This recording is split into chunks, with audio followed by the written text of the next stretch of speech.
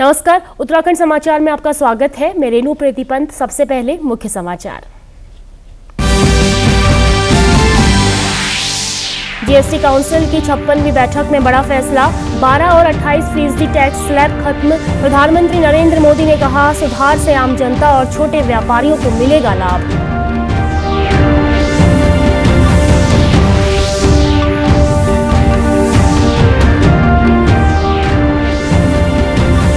चमोली जिले में थराली ब्लॉक के सगवाड़ गांव में भूस्खलन से एक मकान क्षतिग्रस्त। लगातार भारी बारिश से कई मार्ग बाधित। मुख्य सचिव ने आपदा प्रभावितों को तत्काल सहायता और हेली सेवा के लिए एसओपी बनाने के दिए निर्देश।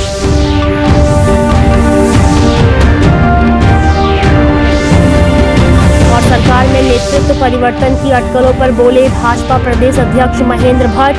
मुख्यमंत्री पुष्कर सिंह धामी पूरा करेंगे 5 साल का कार्यकाल। अब समाचार विस्तार से। जीएसटी काउंसिल की 56वीं बैठक में कई महत्वपूर्ण फैसलों को मंजूरी दी गई है। 15 अगस्त को दिए अपने भाषण में प्रधानमंत्री नरेंद्र मोदी ने इस निर्णय को लेकर संकेत दिए थे। प्रधानमंत्री ने सोशल मीडिया प्लेटफॉर्म एक्स पर इस निर्णय का स्वागत करते हुए लिखा, अपने स्वतंत्रता दिवस भाषण के दौरान मैंने जीएसटी में अगली पीढ़ी के सुधार लाने के हमारे इरादे के बारे में बात की थी। केंद्र सरकार ने जीएसटी दरों को युक्ति संगत बनाने और प्रक्रियागत सुधारों के लिए एक विस्तृत प्रस्ताव तैयार किया था, जिसका उद्देश्य आम आदमी के जीवन को आसान बनाना और अर्थव्यवस्था को मजबूत करना है। वहीं जीएसटी काउंसिल की 56वीं बैठक में लिए गए महत्वपूर्ण फैसलों पर वित्त मंत्री निर्मला सीतारमण ने जानकारी साझा की है, जिसमें वित्त मंत्री ने बताया कि जीएसटी काउंसिल ने मौजूदा 12% और 28% टैक्स स्लैब को समाप्त कर केवल 2 स्लैब 5% और 18% को लागू रखने का निर्णय लिया है। इसके अलावा कई और बदलाव भी किए गए हैं। Common man and middle class items में there is a complete reduction. Reduction from 18 or from 12 to 5%. I list out those items, all of whom have come to 5% from either 18 or from 12.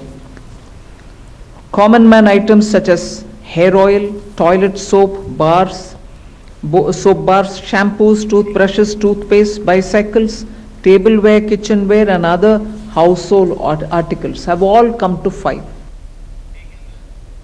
वस्तु एवं सेवा कर परिषद यानी GST की 56वीं बैठक में 4 दरों के स्थान पर 2 दरें लागू करने के ऐतिहासिक फैसले का जनता और व्यापारियों ने समर्थन किया है।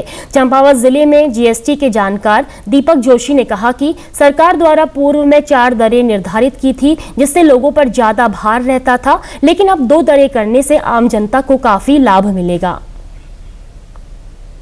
6 काउंसिल की मीटिंग हुई है, उसमें गवर्नमेंट ने जो टैक्स का स्लैब है 28% वाला स्लैब है उसको ख़त्म करने की घोषणा की है और जो 12% वाला स्लैब है उसे भी समाप्त करने की घोषणा की है।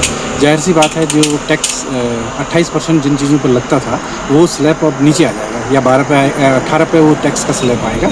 तो जाहिर सी चीज़ें जिन चीज़ों के दाम ज़्यादा थे वो कम होंगे।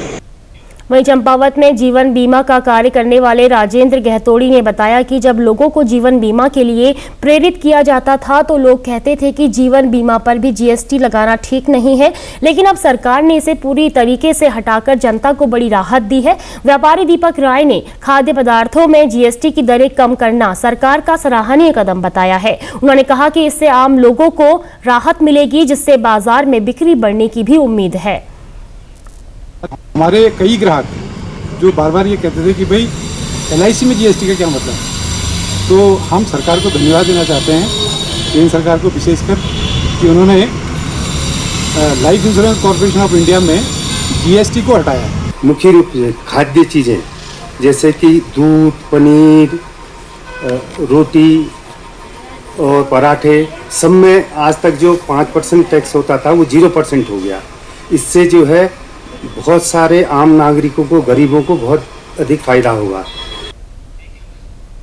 मुख्य सचिव आनंद वर्धन की अध्यक्षता में राज्य आपदा मोचन निधि एवं राज्य आपदा न्यूनीकरण निधि के अंतर्गत राज्य कार्यकारिणी समिति की बैठक आयोजित की गई। बैठक में समिति ने निर्णय लिया कि वित्तीय वर्ष 2024-25 की शेष धनराशि का उपयोग चालू वित्तीय वर्ष 2025-26 में किया जाएगा। इसके साथ ही चंपावत को पुनः प्राप्ति एवं पुनर्निर्माण कार्यों और पौड़ी को राहत एवं बचाव कार्यों के लिए दूसरी किश्त आवंटित करने पर सहमति बनी।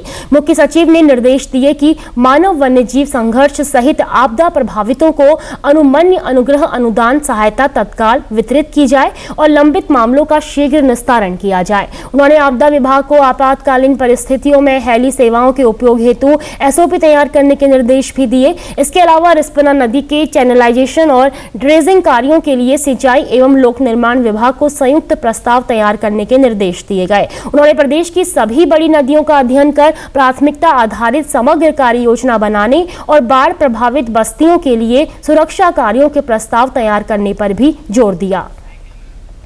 चमोली जिले के थराली विकासखंड के सगवाड़ा गांव में देर रात भारी बारिश के बाद भूस्खलन हुआ। घटना में किसी तरह की जनहानि नहीं हुई, लेकिन एक मकान मलबे में दबकर क्षतिग्रस्त हो गया। मकान में मौजूद लोग समय रहते सुरक्षित बाहर निकल आए थे, जिससे बड़ी दुर्घटना टल गई। भूस्खलन के चलते थराली देवाल मोटर मार्ग भी बाधित हो गया है। लोक निर्माण विभाग लगातार बाधित मार्गों को खोलने का प्रयास कर रहा है। टिहरी जिले के घनसाली में बूढ़ा केदार मोटर मार्ग तलेवन के पास भूस्खलन के कारण अवरुद्ध हो गया है। लोक निर्माण विभाग के अधिशासी अभियंता डीसी नौटियाल ने बताया कि चट्टान टूटने से सड़क का आधा हिस्सा क्षतिग्रस्त हो गया है, जिससे यातायात बहाल करने में समय लगेगा। उन्होंने बताया कि फिलहाल यात्रियों के लिए छतियारा, खवाड़ा और हैडी बैंड नौलबासर मोटर मार्ग को वैकल्पिक मार्ग के रूप में खोला गया है। उत्तराखंड में सरकार बदलने से लेकर कैबिनेट विस्तार और बीजेपी नेताओं की नाराजगी तक तमाम तरह की चर्चाएं इन दिनों राजनीतिक गलियारों में चर्चा बन रही हैं। वहीं इन तमाम अटकलों पर विराम लगाते हुए भाजपा प्रदेश अध्यक्ष महेंद्र भट्ट ने तल्ख अंदाज में कहा कि मुख्यमंत्री पुष्कर सिंह धामी अपना 5 साल का कार्यकाल स्थिरता के साथ पूरा करेंगे।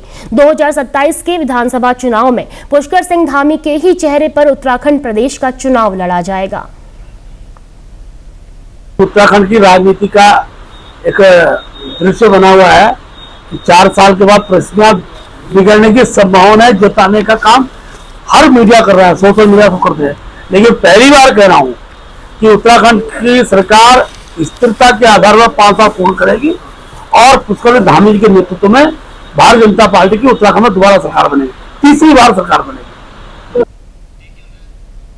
गोविंद बल्लभ पंत कृषि एवं प्रौद्योगिक विश्वविद्यालय के वैज्ञानिकों ने जीवाणुरोधी प्लास्टिक बनाने में सफलता हासिल की है। इसकी मदद से स्वास्थ्य और खाद्य उत्पादों सहित आम दिनचर्या में उपयुक्त होने वाले प्लास्टिक के उपकरण अब जीवाणुरोधक बन सकेंगे। विज्ञान एवं मानविकी महाविद्यालय पंतनगर के रसायन विज्ञान के प्राध्यापक ने बताया कि 10 साल के शोध में ऐसे प्लास्टिक को बनाने में सफलता प्राप्त कर ली है जो जीवाणुरोधक है।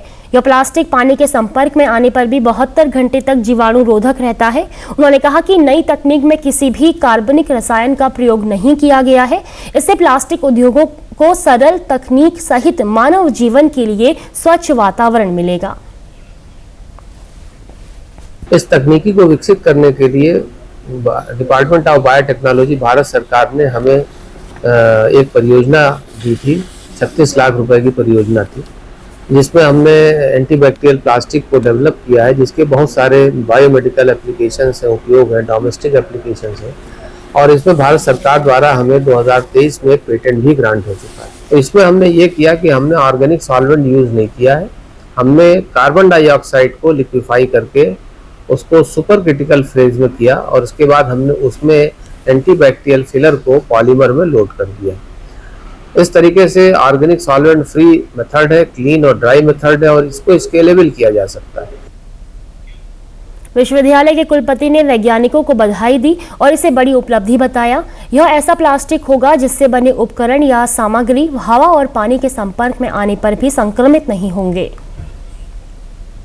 देखिए, यहाँ पर जेबी पंत कृषि एवं प्रौद्योगिकी विश्वविद्यालय के ऑर्गेनिक जो केमिस्ट्री डिपार्टमेंट के जो प्रोफेसर जयदी हैं, उन्होंने पिछले 3 साल से वो कार्यरत हैं अपनी एक नई खोज में, और उन्होंने एक प्लास्टिक डेवलप किया है जो एंटी माइक्रोबियल है और बड़ा अच्छा काम कर रही है वो एंटी माइक्रोबियल होने के नाते।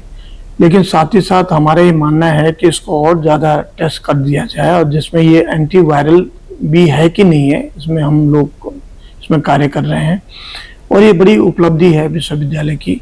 और मेरा ये मानना है कि अगर ये हमारा एंटी माइक्रोबियल और एंटी बैक्टीरियल और एंटी वायरल अगर ये प्लास्टिक हम डेवलप करेंगे तो ये हमारे विश्वविद्यालय की बहुत अच्छी उपलब्धि होगी। इसी के साथ अभी तक के समाचार समाप्त हुए। दूरदर्शन समाचारों से जुड़े रहें। मिलते हैं फिर शाम 5 बजे के बुलेटिन में। नमस्कार।